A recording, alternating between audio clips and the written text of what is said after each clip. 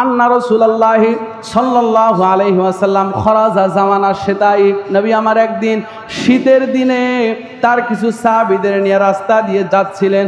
হঠাৎ করে একটা জিনিস খেয়াল করবেন, শীতের দিনে কিন্তু অনেক গাছের পাতা শুকিয়ে পড়ে যায়। গাছের পাতা পরিবর্তন হয় না, পাতাগুলো লাল হয়ে গাছ থেকে ঝরে ঝরে পড়ে।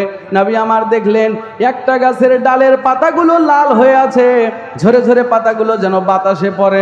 নবী আমার ওই গাছের ডাল ধরে একটা জোরে ঝাঁকুনি দিলেন। এক ঝাঁকুনি দেওয়ার সাথে সাথে ওই গাছের সমস্ত লাল পাতাগুলো পড়ে গেল, গাছটা একেবারে পাতা শূন্য হয়ে গেল। রাসূল বললেন, সাহাবীরা তোমরা দেখতে পেলে আমি এই গাছের ডাল ধরে ঝাঁকুনি দেওয়ার সাথে সাথে সব পাতাগুলো ঝরে পড়ে গেল।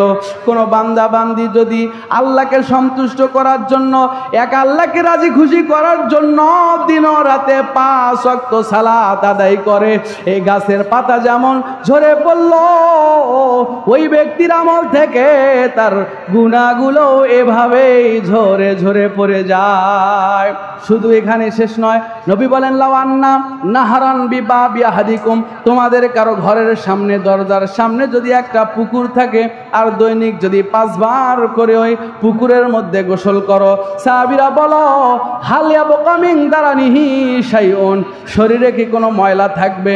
সাহাবীগণ বললেন, লা ইয়াবকা মিন দারানিহি শাইউন, নবী গো 5 বার গোসল করলে শরীরে ময়লা থাকতে পারে না। রাসূল বললেন, কোন বান্দা বান্দি যদি 5 বার মসজিদে গিয়ে আল্লাহর ডাকে সাড়া দিয়া 5 ওয়াক্ত সালাত আদায় করে, ইয়ামহুল্লাহু বিহিল খাতায়া, এভাবেই তার জীবন থেকে গুনাহগুলো মাফ হয়ে যায়।